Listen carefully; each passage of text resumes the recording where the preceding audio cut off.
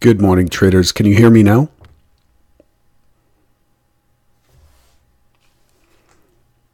Hello, traders. Can you hear me now? Looks like I'm on. This is one of those things we deal with technology where there are updates and whatever, and you're notified of the update, but you're not notified of how it changes things. I apologize for the delay. It's 8:08 a.m. at here in Chicago, 9:08 a.m. Eastern on Monday, the 19th of March, 2018. I'll try to make this very quick. Derivatives trading involves substantial risk of loss and is not suitable for all investors. Past performance is not necessarily indicative of future results. We're looking at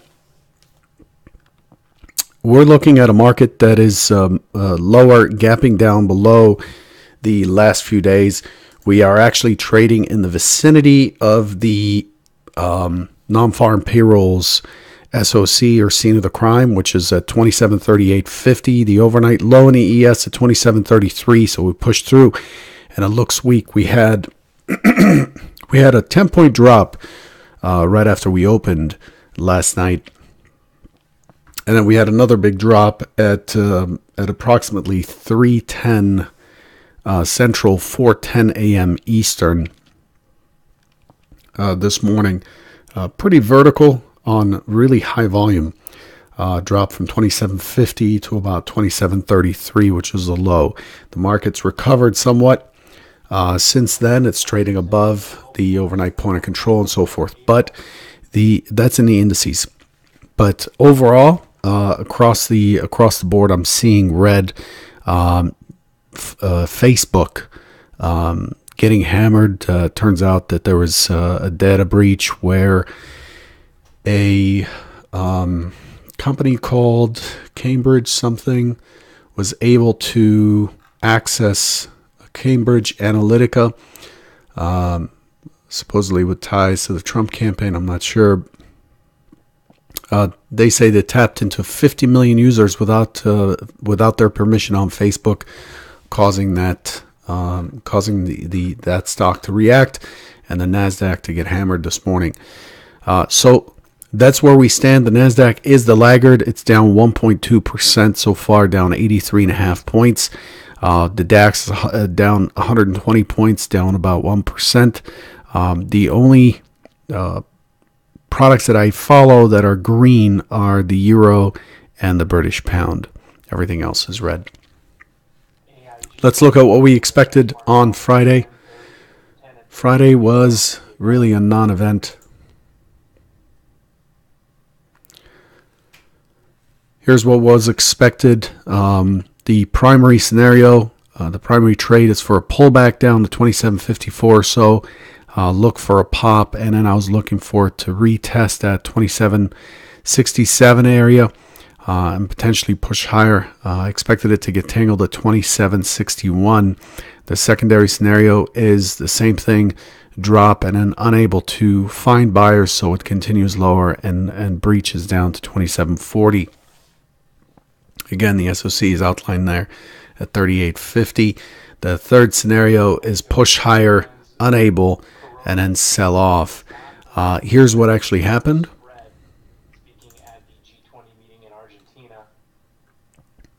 This is what actually happened on the chart. We did end up pushing into that 67, got to 66 and a quarter, and came off. We did scenario one in reverse. We pushed higher immediately into 66 and a quarter, and then we ended up selling into what I would have considered to be the base at 2752. That stock zone at 5275. So felt that I believe Friday was a typical, in my opinion, a typical expiration, quad witching Friday, just very uneventful. We did get some movement and some very high volume on the close, but overall, not a fan of the week, and definitely not a fan of expiration Friday. I find that the trade is jagged, and there's less for me to go on. Now that we are back and everything's trading June, at least in the indices, and treasuries, now we can get some real delta readings, and the volume makes sense. Let's look at the overnight. So we ended up on Friday with a neutral day. We ended up on Thursday with a neutral day. So neutral begets neutral, that elusive stat. So here's what we've done since we reopened, basically where we closed. No events, no activity overnight or over the weekend. Now remember, Russia had its election, and surprisingly, Putin is the president again for another, is it 6 or 7 years? And then the Chinese parliament voted the same president to remain in office, and I believe now he can be there permanently. So not sure how those affect things, but we know that those are huge players. So overall, we're looking at an overnight session that's traded pretty decent volume, big moves as you see there in the big orange bar. So we got a move early on, that's the one I'm talking about. I talked about there about 10 points. I was here doing homework when that happened. Very quick move down, and then it recovered back to the mid, and then it just went absolutely sideways until 3 a.m. or 4 a.m. Eastern, 3 a.m. Central, and then just one big drop. Now this bar is interesting in that it had really good volume in it for the overnight session. It's clearly moving in sympathy with the European markets. I did not see anything in particular at that time, unless that is when the data breach happened, because the data breach news came out at 3:36 Chicago time, and this drop happened at about 3:09.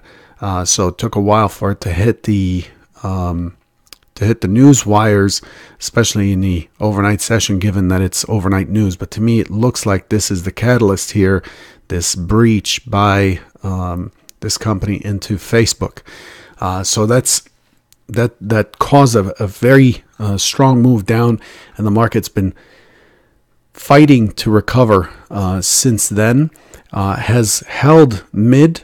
We have a point of control underneath, but this area is crowded. We have a very important low volume node. Yesterday's or the last week's low above. We have the non-farm payrolls SOC, or that's the place from which the non-farm payrolls launched 2 Fridays ago, and so on. So today is likely to be relatively interesting, especially for a Monday after quad witching. It's likely to be fairly interesting, so I would be very attentive today. The question is, does the market recover and get back into this SOC up here, which is in the 2748 area? Does it come back up here and revisit? And if it does and proceeds to take that back, then we're looking at, that puts us into last week's range, and then we're looking at the low of Friday at 2752 as the next key area. So I think there are some pretty good opportunities that could set up as a result of this imbalance, this news. So I would definitely pay attention today. What am I expecting this morning? We're opening out of range. We're opening. Remember, there was a gap here from the non-farm payrolls. Okay, there was a gap here. We're opening beneath the gap. I'm expecting the market to open in an open auction and move back up. This is a low volume area right underneath us, this MCLVN. I'm expecting us to reject it. I'm looking for an impulse up, responsive. We have basically spent the last 3 days balancing out down here. So if you look at this point of control, this microcomposite, this was created over these days. this micro composite shows 27.54 as the balance point or the most accepted price in the region. I expect us to become responsive to that. So push into last week's range. I expect us to battle a little bit right here. Okay, so fight a little bit right here, and then I'm expecting us to move back up into 27.54. That is our primary scenario. What do we look for to see if this is gonna fail? I'm looking for a reaction at last week's low. So the secondary scenario would be open, test into last week's low, get tangled up again. This area right here, and then start to move lower. If we move lower, I'm expecting the scene of the crime to be tested, the NFP scene of the crime to be tested during the day, and we'll eliminate that and then push into the 27.35 area before we start to consolidate. I expect a poke of the overnight low and then for it to bounce back up and finish around 27.42. That's the secondary scenario. All right. So that's where we stand on the two key. Now understand that because we're out of range, we're gapping.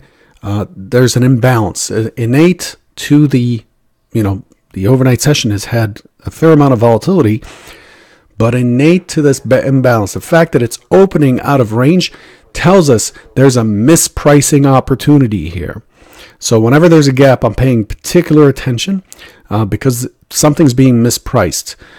So there's a disagreement, and we're moving away from the last accepted prices, which is where balance is, and the market continuously seeks balance.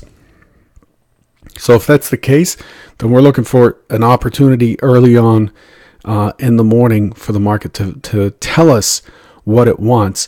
And of course, I advocate for trading in that direction rather than trading the breakout. I mean, if you're a breakout trader, great. But for me to balance my